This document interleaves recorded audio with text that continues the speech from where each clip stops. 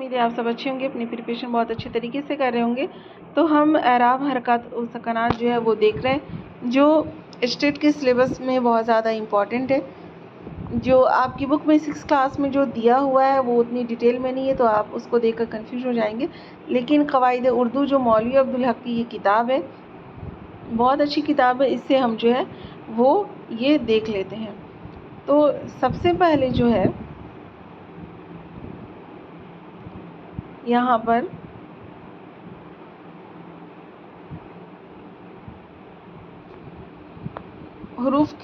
حروف کے بارے میں آپ کو پتہ ہے کہ حروف کسے کہتے ہیں۔ حروف تہجی جو ہے، یعنی وہ حروف یعنی جو آواز قائم کرتے ہیں ان کو حروف کہتے ہیں۔ اب کیا ہے یہاں پر کہ جنہیں عربی میں حروف علت کہتے ہیں اور دوسرے حروف میں بغیر ان حروفوں کے آپس میں مل کر آواز پیدا نہیں کر سکتے، وہ حروف صحیح کہلاتے ہیں۔ یعنی حروف بھی دو طرح کے ہوتے ہیں، ایک وہ جو اکیلے استعمال نہیں ہوتے، اور ایک وہ جو اکیلے استعمال ہوتے ہیں، یعنی اپنی آواز پیدا کر لیتے ہیں۔ اب آگے ہم دیکھتے ہیں اعراب۔ اعراب کیا ہے؟ اعراب زبر زیر پیش کو اعراب کہتے ہیں۔ یہاں زبر، جسے عربی میں فتح کہتی ہیں، یعنی زبر کا دوسرا نام فتح بھی ہے، جس کے معنی کھلنے کے ہیں، یعنی آواز کھل کر نکلتی ہے۔ زبر کے معنی اوپر کے ہیں، چونکہ یہ علامت حروف کے اوپر آتی ہے اس لیے زبر کہتے ہیں۔ اس آواز کو لمبا کرنے سے الف کی آواز پیدا ہوتی ہے، یا یوں کہنا چاہیے کہ الف کی خفیف آواز زبر ہے، جیسے مرا اور مارا۔ اس کے بعد آگے ہے زیر۔ زیر کسے کہتے ہیں؟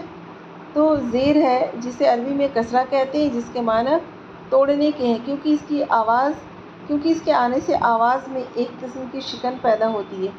زیر کے معنی نیچے کے ہیں، کیونکہ یہ حرف کے نیچے لگایا جاتا ہے، اس کی آواز خفیف یا کی سی ہوتی ہے، لیکن یا کے ساتھ آنے میں دو قسم کی آوازیں پیدا ہوتی ہیں، ایک زیادہ باریک اور طویل اور دوسری کسی قدر واضح اور کھلی ہوئی، جیسے بیر۔ بیر ایک پھل کا نام ہے، اور دوسرا ہے بیر یعنی بہادر۔ یہاں یا کی دو حالتیں ہیں، پہلی حالت میں یا خفی ہے، یا خفی کو مجہول بھی کہتے ہیں، اور دوسری حالت میں یا جلی یعنی کہ معروف، یا جلی کو معروف بھی کہتے ہیں۔ ٹھیک ہے، یا معروف گول یا لکھی جاتی ہے، اور یا مجہول جو ہے وہ لمبی یا ہوتی ہے۔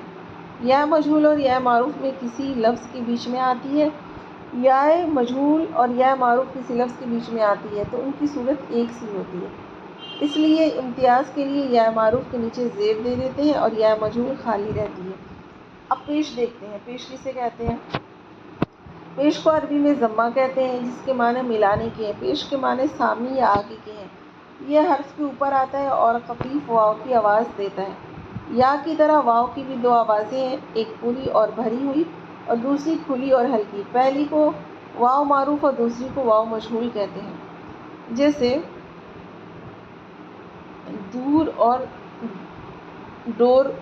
ٹھیک ہے، جیسے دور اور ڈور، اور واو معروف پر پیش لکھتے ہیں اور واو مجہول خالی رہتی ہے۔ آگے اس کے بعد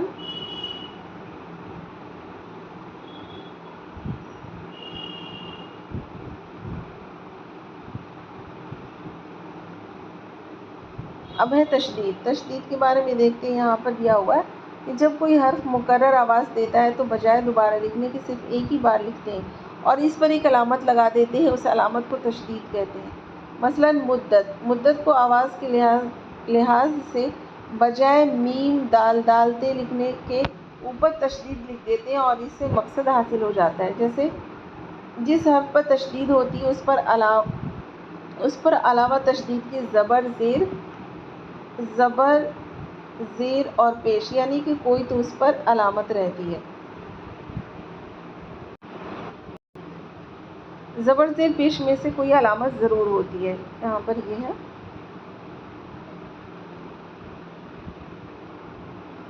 تاکہ پڑھنے میں زبان سے وہی آواز نکالی جائے، لیکن جب تشدید یا واو پر ہوتی ہے تو لفظ کے پہلے جز کی حرکت کو گھمانا پڑتا ہے، ورنہ تلفظ صحیح ادا نہیں ہوتا۔ مثلا نیر، اگر معمولی طور سے دونوں جز یا کے ساتھ الگ الگ بولے جائے تو نون یہ نے اور یہ رے یر، نیئر، تو یہ اچھا نہیں لگ رہا ہے، بلکہ اس پہ یا پہ ہی تشدید لگا دیتے ہیں اور اس کو 2 بار پڑھتے ہیں نیئر، تو تلفظ صحیح نہیں ہوگا۔ اسی طرح نواب وغیرہ الفاظ ہیں۔ اب آگے دیکھتے ہیں جزم۔ جزم کو کیا ہے؟ سکون کہتے ہیں۔ اس کا دوسرا نام سکون ہے۔ سکون کے معنی خاموشی کے ہے، جس حرف پر یہ علامت ہوتی ہے بولنے میں اسے کوئی حرکت نہیں دیتے۔ جب کسی حرف پر کوئی حرکت زبر زیر پیش نہ ہو تو ایسے حرف کو ساکن کہتے ہیں۔ اردو میں ہر لفظ کا آخری حرف ساکن ہوتا ہے۔ اس کے بعد ہے مد۔ الف کو جب کھینچ کر بولتے یا پڑھتے ہیں تو اس وقت اس پر یہ علامت لگا دیتے ہیں، جیسے عام۔ ایسے الف کو الف ممدودہ کہتے ہیں۔ یاد رکھیے گا، جس حرف پہ مد آتا ہے اس کو الف ممدودہ کہتے ہیں۔ مد کے معنی لمبا کرنے یا کھینچنے کے ہیں۔ اس کے بعد ہے یہاں پر حمزہ۔ حمزہ کسے کہتے ہیں تو اس کے بارے میں دیکھ لیتے ہیں۔ حمزہ اسے غلطی سے حروف میں شامل کر لیا گیا۔ یہ در حقیقت یا اور واو کے ساتھ وہی کام دیتا ہے جو مد الف کے ساتھ، یعنی جہاں یا کی آواز کھینچ کر نکالنی پڑے اور قریب 2 یا کے ہوں، یعنی کہ اتنی یا کی آواز کھینچنی پڑے، ایسے کرنی پڑے کہ وہ 2 ہو جائے، یا جہاں واو کی آواز معمولی سے بڑھ کر نکالی جائے وہاں بطور علامت کے اسے لکھ دیتے ہیں۔ یہ ہمیشہ یا واو کے ساتھ آتا ہے، جیسے کئی، تئیں اور کھاؤ۔ یاد رکھیے گا، حمزہ کس کے ساتھ آتا ہے؟ ہمیشہ یا اور واو کے ساتھ۔ الف ممدودہ شروع میں آتا ہے اور بعض عربی الفاظ میں درمیان میں بھی آتا ہے، ٹھیک ہے۔ حمزہ کو جو ہے وہ الف ممدودہ بھی کہتے ہیں، تو یہ کبھی کبھی شروع میں بھی آتا ہے، عربی میں جو ہے وہ کبھی کبھی شروع میں آتا ہے اور درمیان میں بھی آتا ہے، لیکن حمزہ یا واو پر درمیان اور آخر میں آتا ہے۔ بعض جگہ یہ یا کا قائم مقام ہوتا ہے، جیسے پائیاں کبھی خفیف الف کی آواز دیتا ہے، جیسے ہیر۔ ہر ایک یا پر جو آخر میں آتی ہے حمزہ لکھنا درست نہیں، جیسے رائی، رائے۔ ان میں یا کی آواز کافی ہے، لیکن آ جائے، جائے، آئیے، جائیے میں حمزہ کا لکھنا لازم ہے، کیونکہ اس قسم کے الفاظ میں بغیر حمزہ کے تحریر میں واضح تلفظ ادا نہیں ہوتا۔ اب آگے دیکھتے ہیں تنوین۔ تنوین کسے کہتے ہیں؟ تو تنوین 2 زبر 2 زیر پیش کو تنوین کہتے ہیں۔ اس کے معنی نون کی آواز پیدا کرنے کے ہیں۔ یہ صرف عربی آواز کے آخر میں آتی ہے۔ جب یہ علامت کسی حرف پر ہوتی ہے تو اس کے آخر میں نون کی آواز نکلتی ہے، جیسے فوراً، اتفاقاً، نسلاً، بعد نسل، اتفاقاً، نسلاً بعد نسل، مشارٌ الیہ۔ تو دیکھیے، اتفاقاً میں قاف اور الف کے اوپر ہے، یہاں پر نسلاً میں لام کے بعد الف اس پہ ہے، بعد نسلین میں لام کے نیچے ہے، مشارٌ رے کے اوپر 2 پیش ہے۔ جب نون کے ساتھ زبر کی آواز نکالنی مقصود ہوتی ہے تو 2 زبر لکھتے ہیں، اور زیر کی آواز کے لیے 2 زیر اور پیش کے لیے 2 پیش۔ اردو میں زیادہ تر زبر ہی کی تنوین آتی ہے۔ اب یہ لکھا ہے کہ جب تنوین جو ہے وہ کیسے لگاتے ہیں، تو زبر کی تنوین میں لفظ کے آخر میں الف بڑھا کر تنوین لگاتے ہیں، لیکن جن الفاظ کے آخر میں عربی رسم الخط کے مطابق لمبی تا نہیں لکھی جاتی بلکہ مختصراً یا گول تا ہا کی صورت میں لکھی جاتی ہے، وہاں زبر کی تنوین میں الف نہیں بڑھاتے، جیسے دفعتاً، ٹھیک ہے، بلکہ تا کے اوپر ہی آپ کو 2 زبر لگانا رہتا ہے۔ اگر لفظ کے آخر میں پہلے سے الف ہو تو اس کے بعد حمزہ بڑھا کر تنوین لگا دیتے ہیں، جیسے ابتداءً، ٹھیک ہے۔ یہ تنوین کے بارے میں ہو گیا۔ اب یہاں پر اعراب کے بارے میں کچھ ہے کہ ان علامات کو اعراب اس لیے کہتے ہیں کہ اہل عرب کی ایجاد سمجھے جاتے ہیں۔ اعراب سے یہ مطلب ہے کسی پر ان میں سے کسی علامت کا لگانا، انہیں حرکات بھی کہتے ہیں۔ اعراب کو حرکات بھی کہتے ہیں کیونکہ ان علامات سے آواز میں حرکت پیدا ہوتی ہے۔ کیا ہے کہ ان علامات سے آواز میں حرکت پیدا ہوتی ہے، لیکن چونکہ جزم سے سکون پیدا ہوتا ہے اس لیے پورا نام حرکات و سکانات ہے، یعنی حرکات زبر زیر پیش اور سکانات یعنی کہ جزم سکون کو کہتے ہیں۔ اعراب کا لفظ مختصر ہونے کی وجہ سے زیادہ مناسب ہے، جس حرف پر کوئی حرکت ہوتی ہے اسے متحرک کہتے ہیں۔ اب آگے کہ ساکت کے بارے میں۔ فارسی میں چند لفظ ایسے ہیں کہ ان میں واو ساکت ہوتی ہے، یعنی تلفظ میں ظاہر نہیں کی جاتی، اسے واو معدولہ کہتے ہیں، مگر یہ واو ہمیشہ خا کے بعد آتی ہے۔ ایسے لفظ بہت کم ہیں اور وہ یہ ہیں: خود، خویش، خوئے، خوش، خود، خوردن اور اس سے بھی جو لفظ بنتے ہیں. ٹھیک ہے، تو یہ فارسی کے بارے میں یہاں پہ دیا ہوا ہے. تو آپ نے جو ہے دیکھ لیا جزم کے بارے میں بھی. تو یہاں پر آپ کا پورا ہو گیا کیا، جزم، تنوین، اعراب، حرکات و سکانات، یہ ساری چیزیں. اب یہاں پر جو ہے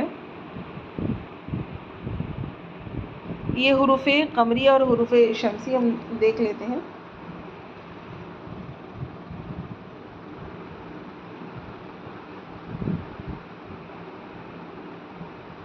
یہاں مثال دی گئی ہے حروف قمری اور حروف شمسی کی، جیسے الامان، نباش الاول، فصیح البیان، عبد الجلیل. تو یہ تھوڑا سا ٹف ہے. اس کے بعد ہے حروف قمری. حروف قمری جو ہے یہاں پر ہے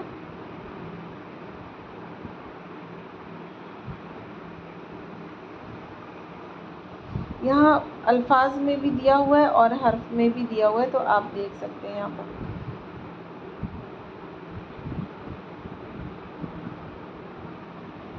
حروف قمری کون کون سا ہے؟ الف ہے، با ہے، جیم ہے، ہا ہے، خا ہے، عین ہے، غین ہے، فا ہے، قاف ہے، کاف ہے، لام ہے، میم ہے، واو ہے، اور ہا اور یا. تو یاد رکھیے گا حروف قمری کتنے ہیں؟ 1 2 3 4 5 6 7 8 9 10 11 12 13 14 15 حروف قمری ہیں. اور کون کون سے ہیں یہ بھی اچھے سے یاد رکھیے گا، نوٹ کر لیجیے گا ایک جگہ. اب حروف شمسی کتنے ہیں؟ تو دال ہے آپ کا، زال ہے، را ہے، سین ہے، شین ہے، صاد ہے، ضاد ہے، تو ہے، زو ہے، نون ہے. اس کے بعد 1 2 3 4 5 6 7 8 9 10. ٹھیک ہے، یہاں پر واو بھی ہے 11. اب آگے دیا ہوا ہے کہ حروف سے جب الفاظ بنائے جاتے ہیں تو حروف کی 3 حالتیں ہوتی ہیں، ایک شروع میں، دوسری بیچ میں، تیسری آخر میں. بعض حروف کی 3 سے بھی زیادہ ہوتی ہیں. مثلا میم لفظ کے شروع میں جیسے مور، بیچ میں 2 حالتیں جیسے محمد، اور قمر آخر میں جیسے میم میں بعض حروف شروع میں مل کر آتے. یہ حروف الف، دال، زال، رے، زے، واو وغیرہ ہیں. تو آپ کو اتنا زیادہ یہ سب نہیں دیکھنا ہے، بس آپ کو وہ تنوین، حرکات اور حروف شمسی اور قمری دیکھ لیجیے گا، ان کو نوٹ کر لیجیے گا کون کون سے ہیں. اور یہ آپ کے سلیبس میں ہے. جو یہاں ڈیٹیل میں ہم نے اس لیے پڑھا کیونکہ بہت کم دیا ہوا تھا بک میں، تو اس سے صحیح سے سمجھ میں آپ کو نہیں آتا. چلیے ملتے ہیں انشاءاللہ نیکسٹ ویڈیو میں. تب تک آپ اپنا خیال رکھیے، اپنی پریپریشن بہت اچھے طریقے سے جاری رکھیے. اور ویڈیو اچھی لگی ہو تو لائک، شیئر، سبسکرائب کرنا نہیں بھولیے گا. دوستوں کو شیئر کیجیے تاکہ وہ بھی اچھی پریپریشن کر پائیں. اللہ حافظ.